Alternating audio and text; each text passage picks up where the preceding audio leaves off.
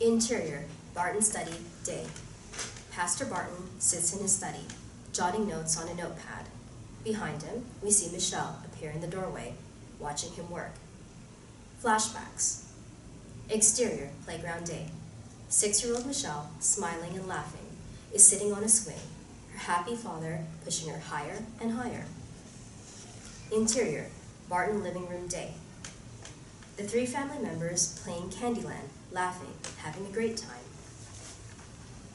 Interior, Barton living room day. 8-year-old Michelle opening a Christmas gift, then running into her father's arms to thank him. Interior, gym night. 9-year-old Michelle is being handed a trophy by a school teacher. When she accepts it, with a huge smile on her face, she searches the audience until she sees her dad. When she does, she starts waving to him. He waves back as he's recording the event with a camcorder. Interior, Michelle Barton's bedroom night. Pastor Barton knocks on her door. Can I come in? Sure, Daddy.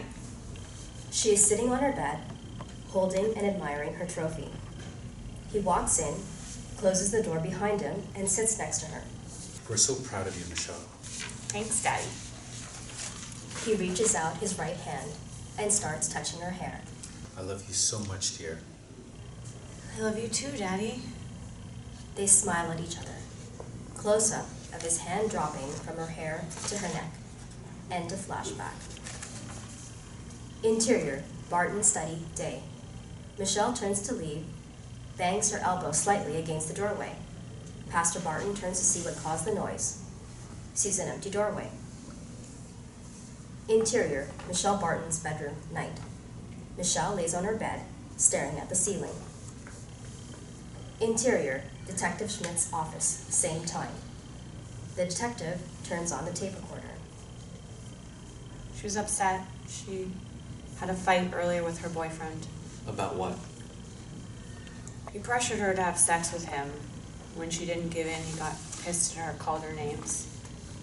Interior, Michelle Barton's bedroom, same time. She sits up, opens her nightstand, and reaches inside. Interior, Detective Schmidt's office, same time. The detective is jotting notes as he listens. He called her a stuck-up bitch. Nice final words to hear. Interior, Michelle Barton's bedroom, same time. She's standing, holding the 4th grade trophy we saw her win, staring at it. She left the party she'd been at with him. She went to a park to get away. Which park? Davis Park in Brookhaven. She was on a swing, crying when he approached her. Fate. What about fate? Had she just given in, she would be alive. You don't know that. We don't think he picks randomly. He had already picked her out. She wouldn't have died that night. Michelle sits with the trophy in her hand, places it on the bed, reaches back inside her nightstand. Rummaging deep into it, she pulls out a vial with a white substance in it. Interior, Detective Schmidt's office, same time. He continues to listen. She's crying. It's very dark. She hears footsteps, then a voice, an older man's voice. How much older? How old are you? 43. It's tough to say. I think younger than yours, but I can't be sure of that. Okay. He asks her if she's okay. At first she's startled, scared, but something about his voice makes her feel safe somehow. Can she see his face? She could not see his face because of the darkness. She tells him she's okay, just had a little fight with her boyfriend. He asks if he's there. She says no. He asks her if there is anything he can do for her. She said no. But thanks. Detective Schmidt looks over at the picture of his daughter on his desk. He then says to her, "You're much too pretty to be so upset. God takes care of the pretty ones. You'll be all right." She smiles, thanks him, and watches him disappear into the darkness of the park. Schmidt reaches for the frame and takes it in his hand. She stays on the swings for a few minutes, then gets up and starts walking for the exit of the park. She walks by a very big tree. That's when she feels her hair being pulled, head snapping back. Before she can scream or run away, a white cloth is placed over her face. Whatever is on it knocks her out. Interior, Michelle Barton's bedroom, same time. Michelle sits on her bed, trophy flat on her lap. Staring at the vial of white powder, she holds it in her right hand. Interior, Detective Schmidt's office, same time. Schmidt looks at his daughter, smiling back at him from the picture he holds. She wakes up. She tries to move, but can't. She's tied up to a table in a crucifix position, just like Rachel in the same basement. She's so scared, she tries to scream, but can't because she's gagged. Could you see anything about the basement that stands out? I can only see what she saw, feel what she felt. She was too consumed with fear to look around the room. There's a swinging light above her head, and next to the table is the same metal table covered in a white cloth. We can hear Michelle fidget in her seat, her breathing becoming more noticeable on the recording. He killed Carla more violently than Rachel. Interior, Michelle Barton's bedroom, same time. White powder lays on the trophy's surface in a mound. A playing card is in her hand. She brings it to the mound and starts cutting it into 6 lines. Interior, Detective Schmidt's office, same time. Schmidt still holds his daughter's picture as the tape continues. He starts cutting crosses into her breasts and her belly. Her pain is overshadowed by her fear.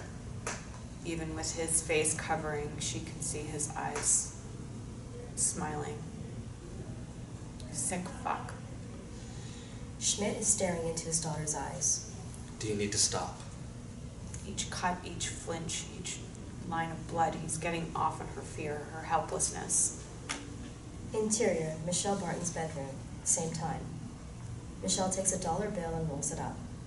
She takes a deep breath, closes her eyes. A tear comes down her cheek. Jesus, she can see his erection. He's sexually excited by torturing her. Her sniffling can be heard. We think because of the brutality, he may have known her. Michelle brings the rolled up bill to her nose. After cutting off her panties, he adjusts the ropes on her feet so he can spread her legs open wider. We can hear Michelle openly crying now on the tape. With tears cascading down her face, she bends her body to the trophy. Fuck. He starts raping her with the crucifix 3, 4, 5, 6 times. Hard and deep. Fuck you, God. She slurts a line from the white powder. Interior, Detective Schmidt's office, same time. Tears are now in the detective's eyes as he places the picture back down on his desk. Pain with each deep thrust. She's in so much pain. We can hear what sounds like her standing, or possibly rocking in her chair. After the final thrust, he sees that she's going into shock. There's a bottle of water on the table. He takes it, opens it. He throws some water on her face to snap her back to consciousness. When he sees her eyes open fully and on his, he pours water onto the crucifix. He says, "Holy water. Let's see if God saves you." His last thrust. Fuck. You sick fuck. Tears come down the detective's face. Do you want to... He pulls a long, ugly, serrated knife from the table, watches her eyes closely, sees the fear in them. He places the tip on her belly, then he stops and says, "Forgive me, Father, I'm a sinner and an evil." Then he pushes the knife into her belly. Interior, Michelle Barton's bedroom, same time. Michelle finishes the last line on the trophy, lifts her head. Her eyes are red from both crying and the drugs. Wobbly, she takes both the empty vial and trophy and puts them back onto her nightstand. She lies back on her bed, closes her eyes. Interior, Detective Schmidt's office, same time. Schmidt, arms crossed on his desk, is leaning forward, face resting on his arm. starting to go into shock again. There's no more pain. She's dying. She knows it. Carla.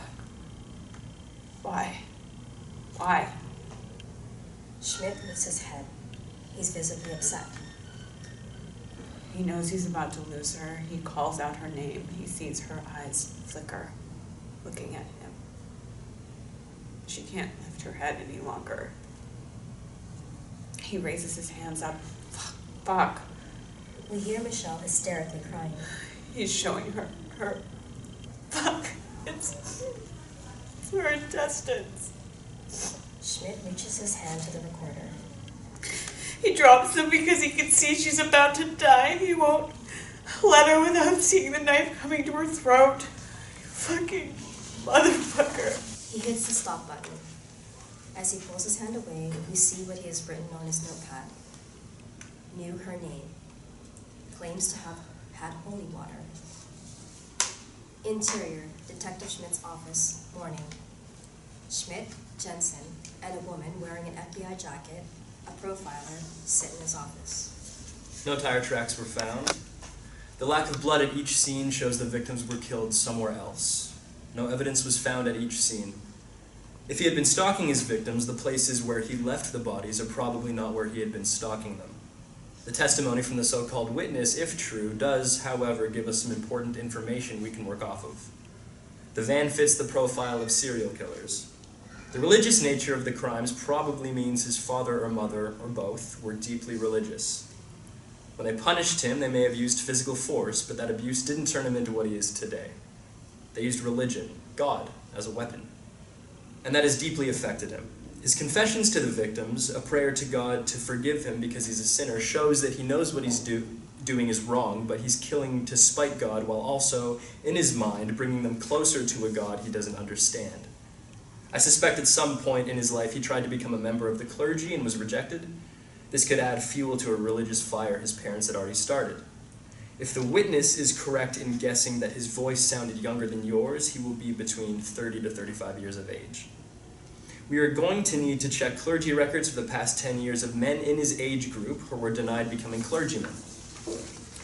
This rejection, I believe, would have been rather recent and may have been the final humiliation, the trigger that made him become godlike in his mind, with the power to take lives.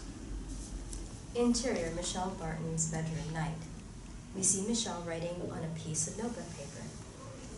It's been 2 weeks since his last murder. The first 3 happened in the span of 10 days. We don't know he hasn't killed in the past 2 weeks.